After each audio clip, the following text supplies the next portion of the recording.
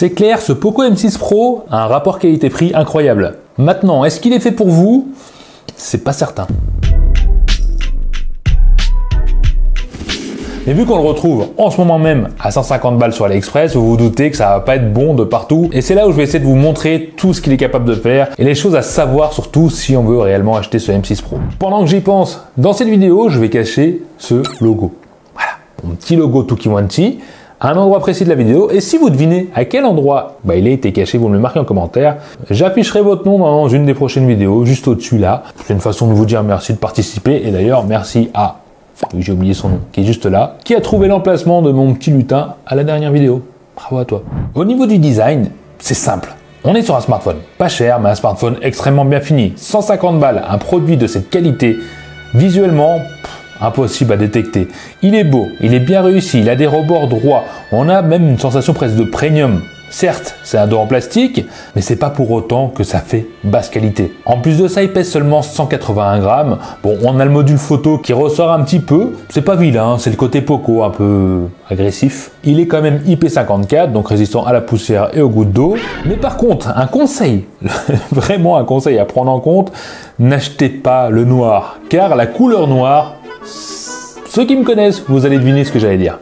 Je vous laisse me le noter en commentaire. Enfin bref, évitez le noir parce que les traces de doigts c'est horrible, mais vraiment c'est horrible de chez horrible. Donc couleur claire de préférence. Et je sais que ça va plaire à pas mal de monde, mais il faut savoir qu'il a quand même la prise jack au-dessus. Et on a l'émetteur infrarouge. Oui, le smartphone fait télécommande et c'est cool.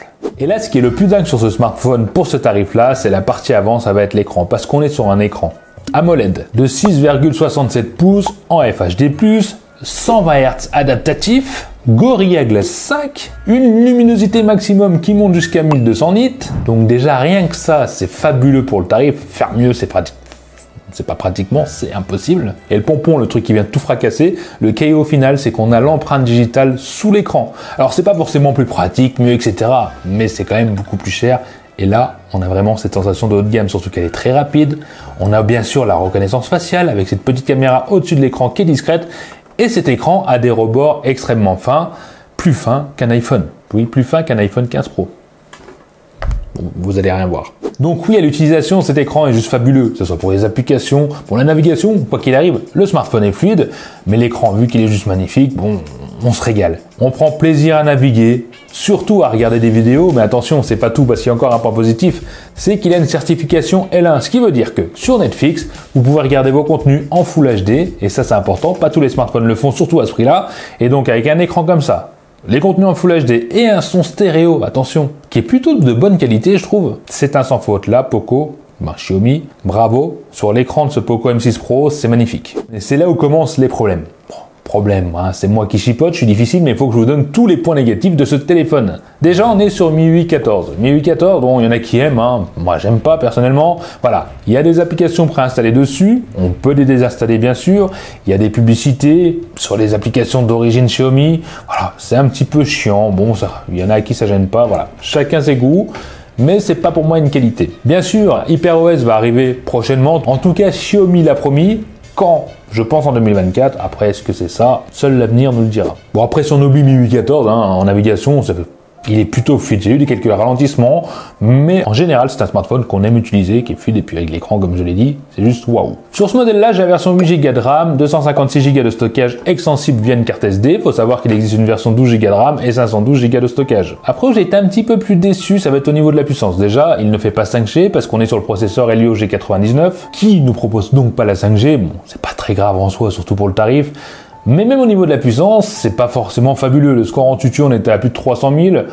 Bon, c'est vrai, c'est 150 balles maintenant. Mais le Redmi Note 13, qui est un petit peu plus cher, est quand même plus puissant. Pourtant, ça ne l'empêchera pas d'être performant, j'ai envie de dire, dans les jeux vidéo. Alors oui, Genshin Impact, j'ai pu jouer.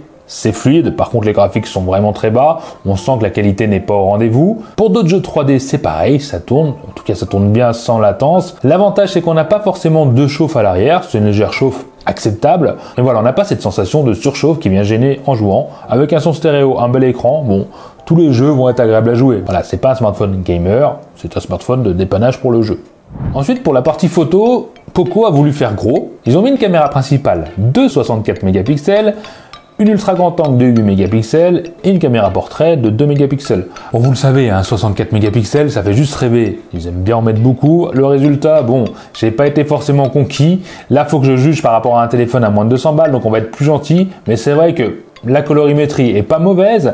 Il faut pas trop bouger quand même pour prendre une photo. Une photo en mouvement va être plus difficile. Le contre-jour est pas très bien géré. On a une colorimétrie correcte, hein, des contrastes un peu élevés. Ça va dépendre des photos, de l'endroit où vous vous trouvez, de la luminosité. Voilà, il y a vraiment plein de choses à prendre en compte pour avoir une belle photo. Il peut être bon si on a le bon éclairage au bon moment et qu'on prend le temps. Pour la nuit, j'ai été surpris, mais bizarrement. C'est-à-dire que les photos de nuit peuvent être bien. Pour ce tarif-là, si on prend le temps d'une photo, bon, c'est pas fabuleux, mais c'est très bien. Par contre, il est trop lumineux. C'est bizarre. Dès qu'il y a de la lumière, des lampadaires, ça devient horriblement baveux et trop lumineux. Je sais pas ce qui lui arrive. Pourtant, j'ai nettoyé l'objectif. Mais voilà. Le rendu, je l'ai trouvé pas ouf. Sauf sur certains clichés où c'était bien, et d'autres c'était très bizarre. Pour la caméra selfie, on a quand même du 16 mégapixels, et pourtant je la trouve pas extraordinaire. Alors oui, les couleurs sont correctes, par contre ne bougez pas quand vous prenez une photo, sinon ça va être trouble. Les détails sont pas forcément là. Voilà, c'est une caméra qui est présente, qui servira, mais qui va pas convaincre par sa qualité. C'est acceptable. Et pour les vidéos, bon, on est malheureusement limité en 1080p. Alors là on est limité à 1080p même avec la caméra principale, je trouve ça un peu con, je vais courir un peu, sautiller on va dire. Bah ça a l'air stabilisé, hein. En tout cas sur l'écran, toujours pareil, ça paraît bien. Dommage pour le 1080p, à vous de me dire en commentaire, bah si là je suis pas trop dégueu quoi. Donc limité en 1080p 30 images par seconde, le contre-jour, bon il est géré pas ouf. De l'autre côté si je cours, ça a l'air pas mal hein, sur l'écran. Même la stabilisation a pas l'air ouf, mais ça va. À voir au montage.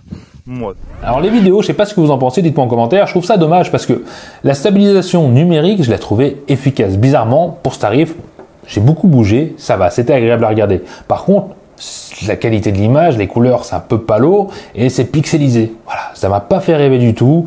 C'est pas un vidéophone, il dépannera bien sûr, hein. Il faut pas s'attendre à perdre des vidéos de haute qualité avec, tout simplement. Je sais en commentaire, vous allez me dire, pour le tarif, c'est normal, je suis exigeant. Je vous dis juste les points qui pourraient vous décevoir. Voilà, ne vous attendez pas à des résultats haut de gamme à ce tarif-là, ce qui est normal. Et pour finir sur les caractéristiques, on va passer à la batterie et c'est quand même bluffant. Parce qu'on a une batterie de 5000 mAh. Ça paraît normal pour l'instant. Une autonomie plutôt cohérente et correcte, c'est-à-dire qu'on va tenir la journée facilement. Bon, je suis sûr que certains d'entre vous arriveront à l'épuiser avant la fin de la journée.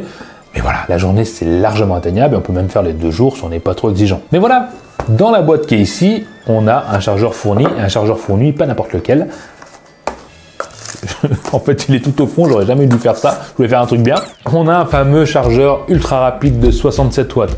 Alors oui, ça, pour le tarif, c'est juste magnifique. Un chargeur tout simple comme ça, je crois que ça vaut 40 balles à la base.